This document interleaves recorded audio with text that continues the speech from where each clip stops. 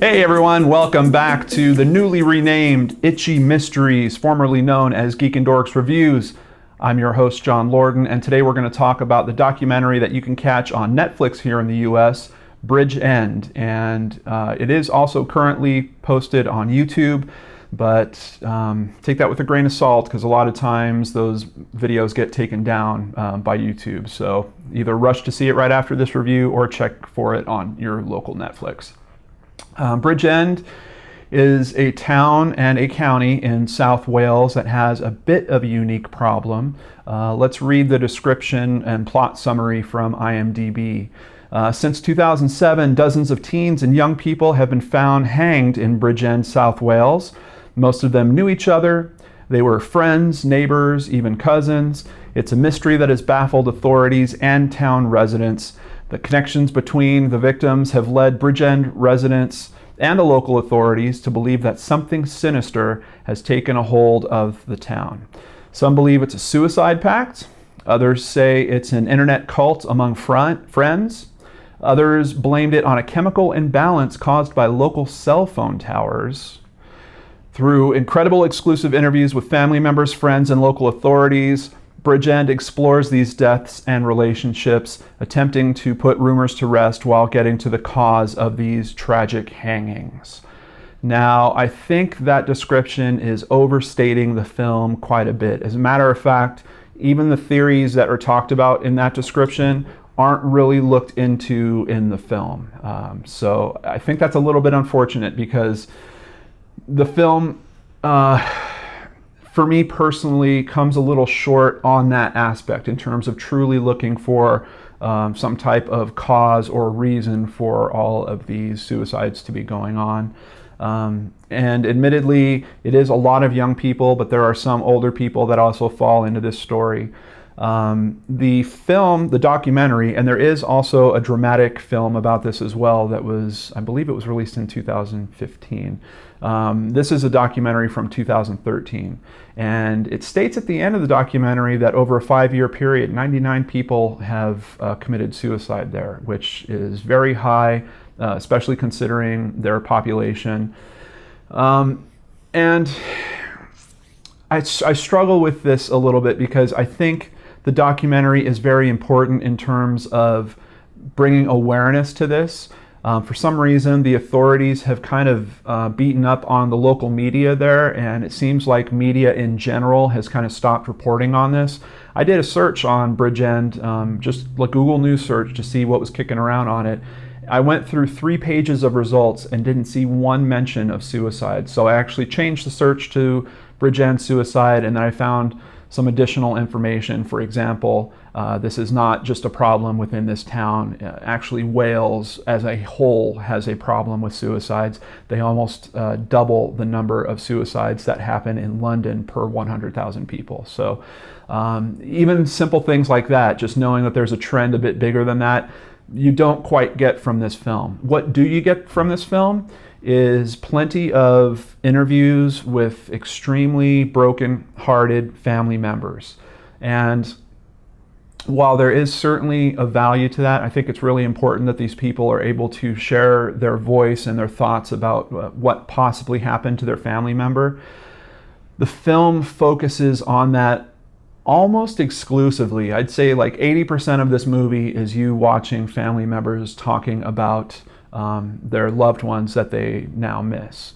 And there are some beautiful moments in that. I know it's weird to say beautiful, but when you're listening to someone talk about the love that they have for a family member, there are naturally beautiful moments in that.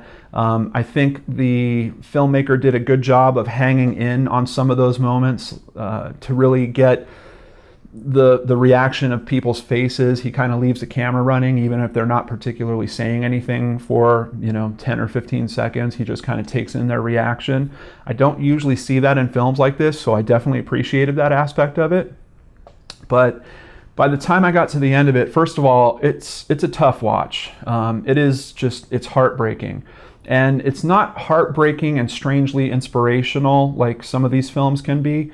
It's heartbreaking, and then you're kind of waiting for the filmmaker to dive into the harder work of really researching this. And I feel like there was a lot more that could have been done here. I looked into the filmmaker. His name is John Michael Williams. This is only his third movie, and I wish that it was more like his fifth or seventh or maybe even 10th movie, because I think that with additional skills in terms of investigation, this could have been a whole different type of movie that might have really helped this town cope with what's going on there, because there's a stigma about this. People don't want to talk about it. As I mentioned, they're blaming media in some cases for this occurring. They think that everything's just a copycat because media was kind of glorifying these suicides in some way. I personally find that extremely hard to believe, and I'm not a big proponent of not talking about things as a solution to anything. Quite honestly, just as a personal belief, I think that there is practically no value in not talking about problems. But this film, it's tough. It doesn't have a ton of great footage. You do get a little bit of a sense of the different culture that is out in South Wales. You'll probably have a little time where you have to adjust to the accents a little bit. There's kind of a neat aspect in terms of it being a time capsule about the mid-2000s in that particular part of the world. But unfortunately, there is just so much content about the tragedies that are going on that it really wears on you as you watch this. And I don't know, just by the time I got to the end, not that I wanted an answer for how all this was happening. I would have just loved some more and better professional opinions about what could be going on here.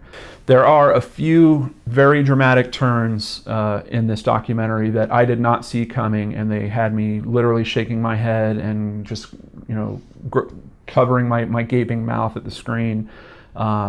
It's so tragic what's going on out there.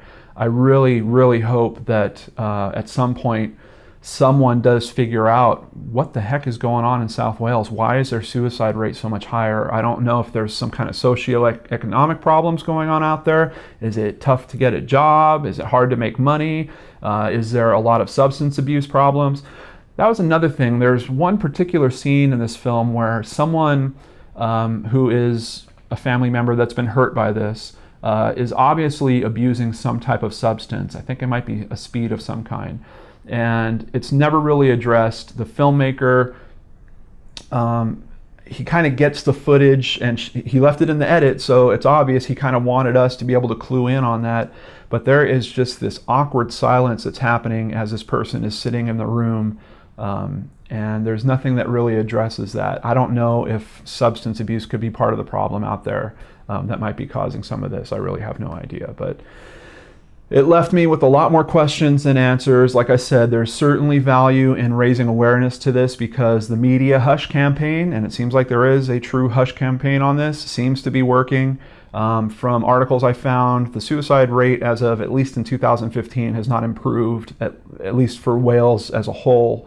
So I don't think that they've really dug in and addressed the problem there yet. So hopefully this documentary, possibly the dramatic film also called Bridgend, might help raise awareness to this and maybe get the right resources to look into this problem and try to help these people, because it's terrible to be losing these lives that are very, very young, as well as even the people that were a little bit older that also fell into this for some reason. It is a true mystery. I wish that there was some better expert opinions about what could be going on here that you would get by the end of this, but unfortunately you don't. Perhaps the filmmaker will make a follow-up to this. I really hope he does, because there's certainly enough room and enough to explore in that. But either way, it is rating, I think it's a 7.5 out of 10 on IMDb right now. I would rate it probably more like a 6.5. Some people are really going to struggle with the content. It's hard to watch people that are in pain for prolonged periods of time, and essentially 80% of this movie is doing exactly that.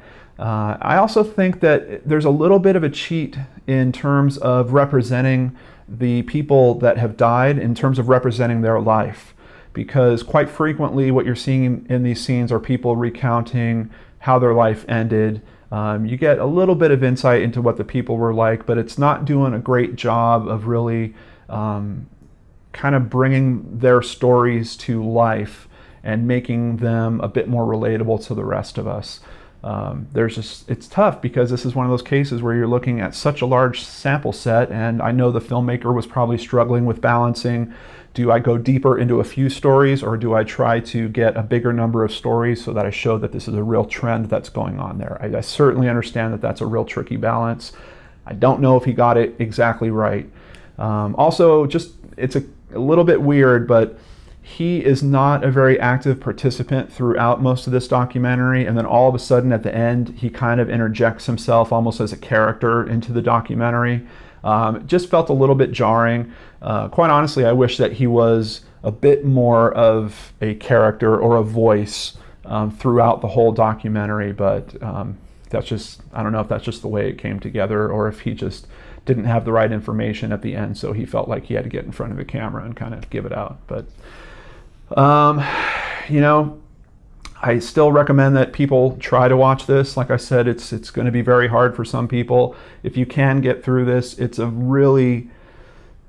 big mystery, and I don't understand it myself, but I know that it certainly made me do a bunch of research. I've been looking into this more. Potentially I might even do an episode of Brain Scratch or Johnny Vlogs on it just to talk about it a little bit more. But Bridgend, the documentary, 2013. Check your local Netflix, and if not, you might want to check on YouTube. You might be able to find it. Thank you so much for joining me on this episode of Itchy Mysteries. I'll catch you on the next show on the Lord and Arts channel. Take care and have a great day.